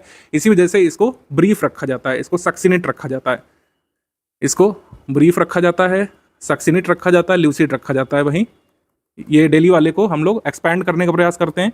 इसको कई बार वर्बोस भी लग सकता है आपको कि इसमें तो सर बहुत ज़्यादा एडिंग है। एक्चुअली उसका महत्व है, आपको 360 डिग्री किसी चीज़ के बारे में पता करना होता है तो थोड़ा सा नंबर ऑफ पेजेस बढ़ जाते हैं, लेकिन उसका कहीं ना कहीं महत्व है मेंस के लिए। तो प्रीलिम्स फोकस्ड करंट अफेयर है आपका मंथली वाला करंट अफेयर, जो मंथ वाइज आपको मिलता है। हर मंथ की 4 तारीख को हम लोग देते हैं, हर मंथ की 4 तारीख को। जैसे जून मंथ का आपको कब मिलेगा, जून मंथ को मिलेगा 4 जुलाई की रात में, और जुलाई मंथ का कब मिलेगा, 4 अगस्त की रात में। ठीक है, तो इस तरीके से मंथली करंट अफेयर मिलता जाता है। टॉप 500 MCQ हम लोग देते हैं, वो करीब 8 या 10 तारीख को आता है। वो उसी मंथ का रिवीजन होता है, मतलब उसी मंथ का आप रिवाइज कर सकते हैं 500 MCQ लगा करके। उत्तर प्रदेश करंट अफेयर ये आपको मिल जाता है हर मंथ की करीब 12 तारीख को। ठीक है, तो ये ध्यान रखिएगा, इस तरीके से करंट अफेयर मिलता रहेगा। इसी तरीके से आपको पढ़ते हुए चलना है। कोशिश करिए कि डेली का जो करंट अफेयर है वो डेली बेसिस पर निपटाएं। आप ये शेड्यूल नहीं बनाइएगा गलती से भी कि 7 दिन का एक साथ रिवाइज करेंगे, तब उसमें मज़ा नहीं आएगा, उसमें बेनिफिट कम मिलेगा। तो आपको क्लियर हो गया होगा कि डेली करंट अफेयर का क्या बेनिफिट है, मंथली करंट अफेयर का क्या बेनिफिट है, टॉप 500 MCQ का रेलिवेंस क्या है, और उत्तर प्रदेश करंट अफेयर का क्या रेलिवेंस है। उत्तर प्रदेश करंट अफेयर हर बार ऐसा देखा गया है कि कई बार GS का रेलिवेंस होता है, मतलब उत्तर प्रदेश की GK कई बार ज़्यादा पूछी जाती है, किसी साल करंट अफेयर ज़्यादा पूछा जाता है। जैसे इस साल यूपी करंट से कम सवाल आए थे, या फिर बहुत ही कम सवाल आए थे कह सकते हैं।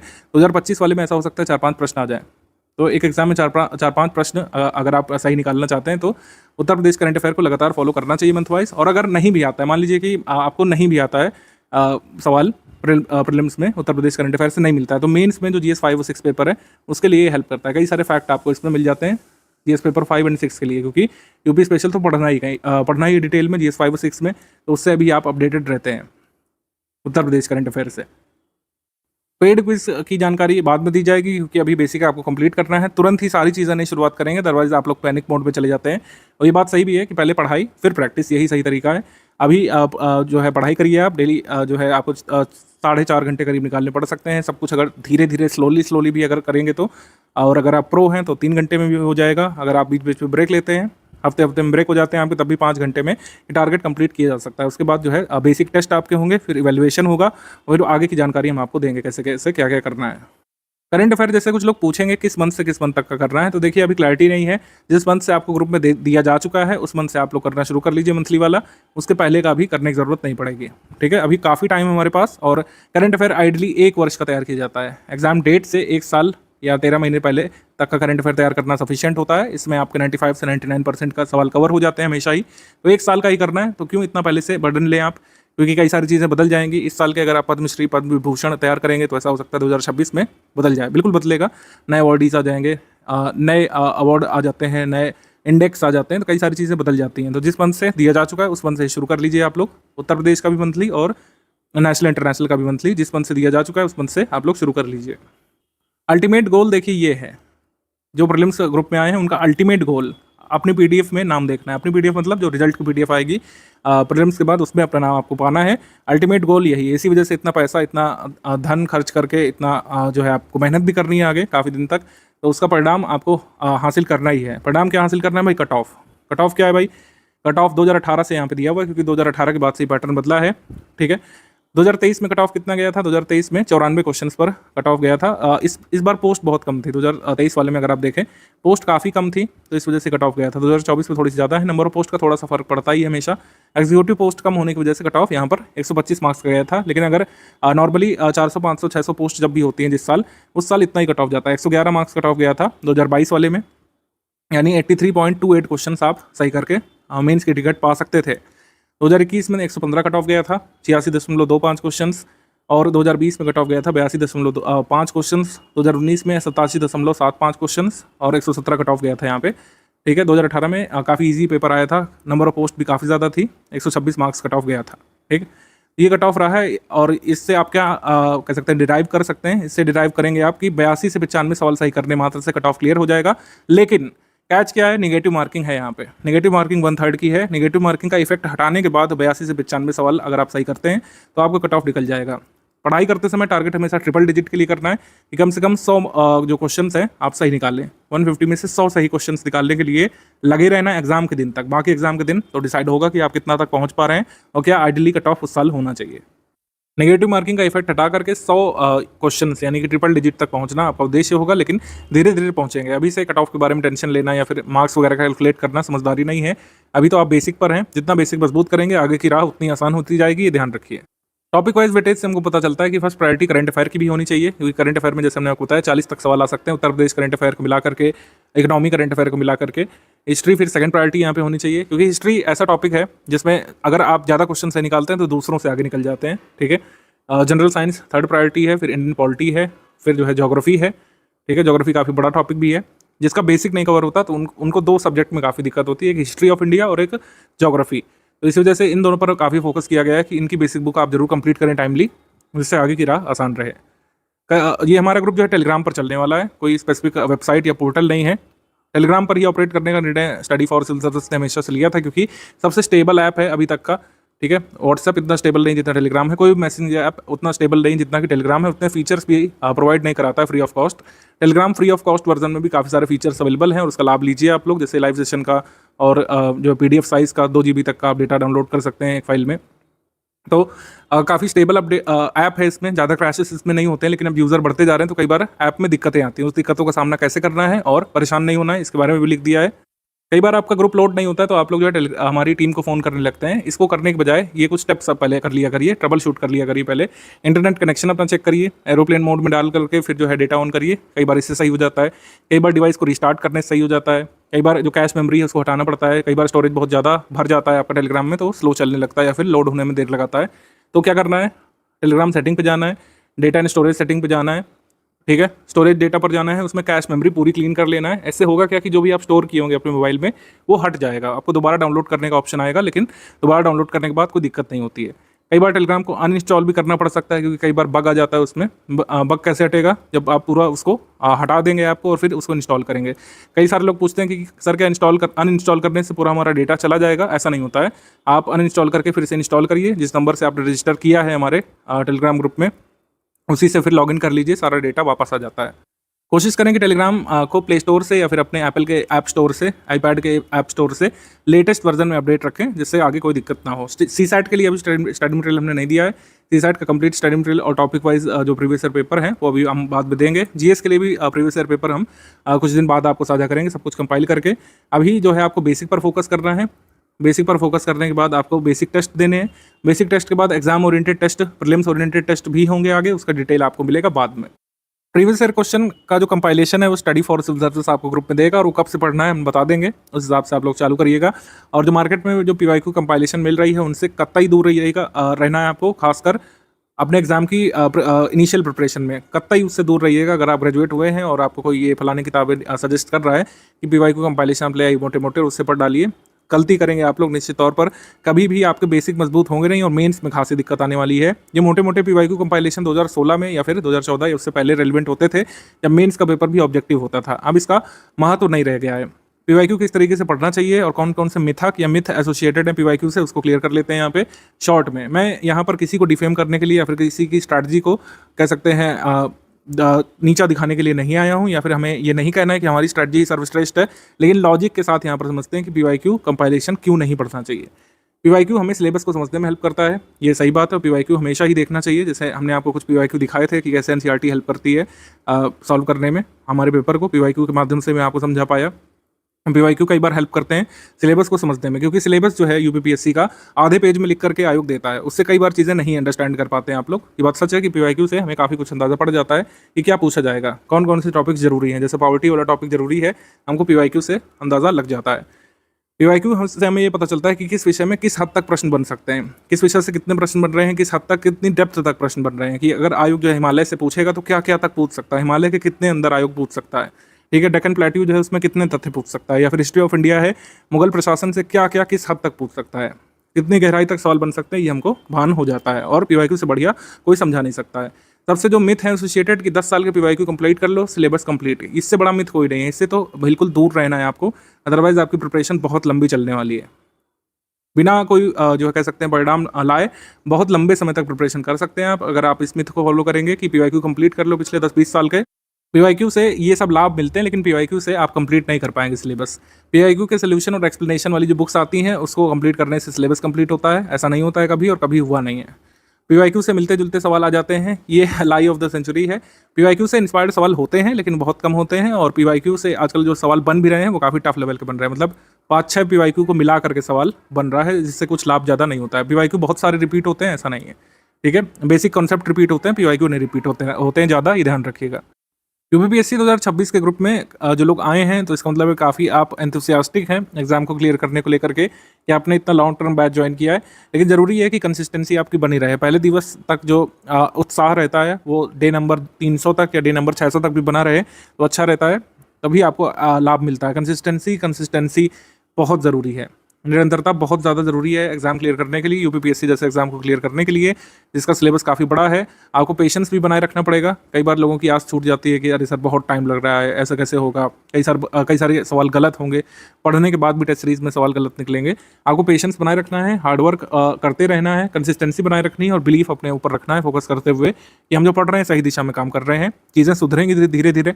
ऐसा हो सकता है कि लगातार पढ़ने के बाद भी बेसिक टेस्ट में आप कम स्कोर कर पाएँ, क्योंकि बेसिक टेस्ट हमारी टीम थोड़ा सा टफ लेवल का ही बनाती है, जिससे आप लोग कंप्लेसेंट ना हो जाएं।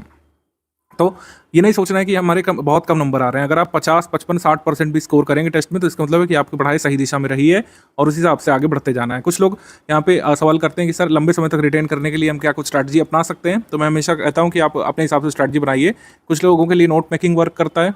नोट मेकिंग कुछ लोग करते हैं अपने डिजिटल डिवाइस में, आजकल नोट मेकिंग करने लग रहे हैं। तो नोट मेकिंग आप चाहें तो कर सकते हैं, चाहें तो आप जो है मल्टीपल टाइम्स रिविजन वाला फॉर्मूला अपना सकते हैं। दोनों ही फॉर्मूला वर्क करता है। कई सारे लोगों ने बिना नोट्स बनाए अपना पूरा प्रीलिम्स क्लियर किया है मल्टीपल टाइम्स रिवीजन से, और कई सारे लोग नोट्स भी बनाते हैं, नोट्स से भी उनका काफ़ी फ़ायदा मिलता है। तो दोनों ही में से कोई मेथड आप अपना सकते हैं। दोनों के अपने अपने फ़ायदे नुकसान है। नोट मेकिंग थोड़ा सा ज़्यादा टाइम लगता है, लेकिन ये काफ़ी इफेक्टिव तरीका है चीज़ों को लंबे समय तक रिटेन रखने का, याद रखने का। नोट मेकिंग में बस कोशिश करिए कि नोट्स आपके जो है रिलेवेंट रहें, शॉर्ट रहें। नोट्स अगर शॉर्ट नहीं कर पा रहे हैं आप, यानी कि हमारा जो मंथली करंट अफेयर का पीडीएफ है, अगर आप उसका नोट 30 पेज में बना रहे हैं तो कोई फायदा नहीं। उससे अच्छा तो आप मल्टीपल टाइम्स रिवाइज ही कर लें। शॉर्ट नोट्स रखने की कोशिश करिए कि अगर आप 6 पेज में हमारे मंथली करंट अफेयर को नोट कर पा रहे हैं तो उसको नोट किया करिए। आप शॉर्ट रखिए, रिलेवेंट रखिए और ऐसा रखिए कि आप उसको रिवाइज भी कर पाएँ। तो नोट्स जो है शॉर्ट और रिलेवेंट होने चाहिए, तभी आपको मैक्सिमम बेनिफिट मिलेगा। जैसे हिस्ट्री एक बहुत इन्फॉर्मेशन डेंस टॉपिक होता है, इसमें आपको सक्सीनेट नोट्स बनाने का प्रयास करना चाहिए। आप जरूरी नहीं कि यही चार्ट फॉलो करें जो मैं आपको दिखा रहा हूँ, आप अपने हिसाब से कोई भी मेथड अपना सकते हैं। कुछ लोग डायग्राम बनाते हैं, कुछ लोग जो है ग्राफ बनाते हैं, कुछ लोग कॉज इफेक्ट डायग्राम बनाते हैं, कुछ लोग सनरे डायग्राम इस्तेमाल करते हैं। किसी भी तरीके का आपको मेथड हो, आपके लिए वर्क करना चाहिए। जैसे हिस्ट्री में कोशिश करिए कि इस तरीके के डायग्राम बनाया करिए जिसमें ये क्लियर रहे कि पहले कौन सा इवेंट हुआ, बाद में कौन सा इवेंट हुआ। इसमें याद करने में आसानी रहती है। जो इन्फॉर्मेशन जो रिटेन रखनी है एग्जाम के लिए, उसको आप ब्लॉक में लिख सकते हैं या अलग से हाईलाइट करके रख सकते हैं। डेट्स वगैरह जरूर लिखिए हिस्ट्री में बीच बीच में, जिससे क्लियर रहे कि क्या क्रोनोलॉजी चल रही है। जैसे आंग्ल मैसूर युद्ध का ये नोट्स बनाया गया है, एनसीईआरटी और बेसिक बुक से बनाया गया है। मतलब एनसीईआरटी बेसिक बुक और स्टैंडर्ड बुक से मैंने बनाया है और मेजर सोर्सेज की हेल्प ली है। जरूरी नहीं कि सारी इन्फॉर्मेशन आपके नोट्स में आ जाए, जितना आपका कह सकते हैं सोर्स मटेरियल है। जैसे एनसीईआरटी से जो भी आप समझें, एनसीईआरटी का आप चैप्टर पढ़िए, हड़प्पन सिविलाइजेशन जो संबंधित है, आपके बुक में जो जो दिया हुआ है उसमें से आप नोट करिए। भले ही आपको लगे कि कुछ चीज़ें रह रही हैं, वो आगे कवर होंगी, पूरे मटेरियल में टेस्ट सीरीज से कवर होगी, कई सारे तथ्य आपको आगे मिलने वाले हैं, कोई टेंशन वाली बात नहीं है। लेकिन जितना आपको मिल रहा है, आप चाहें तो उसको नोट मेकिंग से आप तैयार करिए, चाहे मल्टीपल टाइम्स उसको रीड करके रिवाइज करके तैयार करिए। जो भी आप सिस्टम अपनाएं, यहाँ पे थोड़ा सा प्रोडक्टिव रहना चाहिए। कोशिश तो हमेशा करनी चाहिए कि कोई भी आप सामग्री पढ़ रहे हो, जैसे मैथ्स में नियम होता है कि खाली हाथ नहीं पढ़ा जाता है, पेन पेपर लेकर के पढ़ा जाता है, पेन नोटबुक लेकर के। वैसे ही जीएस में भी आदत बनाई करंट अफेयर में कि कुछ कुछ चीज़ें आप जरूर नोट करते जाएं, ठीक है। इससे एक अच्छी हैबिट बनती है लिखने की, और ये आंसर राइटिंग में भी हेल्प करेगी आगे चल करके। अब जैसे कोई कंसेप्ट बताया जा रहा है, दिल्ली सल्तनत का एडमिनिस्ट्रेशन आप स्टडी कर रहे हैं सतीश चंद्रा में, उसमें आप नोट कर सकते हैं कि दिल्ली सल्तनत का शासन प्रशासन कैसे चलता था, क्या हायरार्की होती थी, सल्तनत को कितने भागों में डिवाइड करते थे। पहले जैसे प्रोविंस होते थे, ठीक है, प्रोविंसेस को इक्ता कहा जाता था, इक्तादार जिसका हेड होता था, और शिक होते थे जो जिलों के समान होते थे, डिस्ट्रिक्ट के समान। शिकदार उसका हेड होता था, परगना ये आमिल इसको हेड करता था। गाँवों का समूह जो है ये 84 कई बार कहा जाता था। गाँव को जो है विलेज कहा जाता था, इसमें खुद मुकद्दम या चौधरी जो है रूल करते थे। मुगल एडमिनिस्ट्रेशन में गांव के लिए एक विशेष टर्म भी दिया जाता था जिसको देह बोलते थे, देह या फिर डी कहा जाता था। तो ऐसे छोटे छोटे फैक्ट्स जो है आप लिख करके रख सकते हैं। मतलब ऐसी जगह रखिएगा कि आप रिवाइज भी करें, ऐसा नहीं नोट करना है कि वो कहीं खो जाए और कभी आपके काम ना आए। सारी चीज़ें नहीं नोट करिए, लेकिन कुछ कुछ चीज़ें आप नोट करिए। क्या क्या नोट करना है, जैसे कुछ लोग नहीं समझ पाते हैं कि नोट क्या करना है। नोट क्या करें सर, सारे कुछ इंपॉर्टेंट लग रहा है शुरू में, तो आप क्या काम करिए कि अभी आप मल्टीपल टाइम्स रिवीजन पर फोकस करिए। जब टेस्ट दे लेंगे, पीवाईक्यू कंपाइलेशन थोड़ा सा पढ़ेंगे, तो आपको समझ में आएगा कि इस तरीके से क्या चीज़ नोट करना होता है। तो बिल्कुल भी टेंशन वाली बात नहीं है। आप लोग पढ़ाई यहाँ पे शुरू कर लीजिए, आज से आपका ग्रुप शुरू होता है। बेसिक बुक का टाइमलाइन फॉलो करना शुरू करिए। शुरुआत में थोड़ा सा बर्डन सम लग सकता है, कोशिश करें कि हर 7 दिन में एक ब्रेक भी ले सकते हैं आप। 45 दिवस का टाइम प्लान है। ये हार्ड एंड फास्ट रूल नहीं है कि इसको 45 डेज में ही कंप्लीट करना है। अगर आपको लगता है 45 डेज में नहीं हो सकता, मैंने आपको कहा कि आप 60 दिवस तक इसको ले जाइए, 65 दिवस तक आप ले जाइए, 70 दिवस तक वर्स्ट केस में आप ले जाइए, लेकिन इसको कंप्लीट करिए। इसको कंप्लीट करे बिना अगर आप आगे बढ़ना चाहते हैं तो हमेशा ही कई बार खुद को पीछे महसूस करेंगे आगे के फेजेस में। 45 दिवस ये अगर आपने गुजार लिए बेसिक बुक्स के साथ तो आगे की प्रिपरेशन काफ़ी आसान हो जाने वाली है। डाउट क्लियरेंस वाला ग्रुप हमारा शुरू होता है। कोई भी आपका डाउट है आप डाउट क्लियरेंस ग्रुप में पूछना शुरू कर सकते हैं।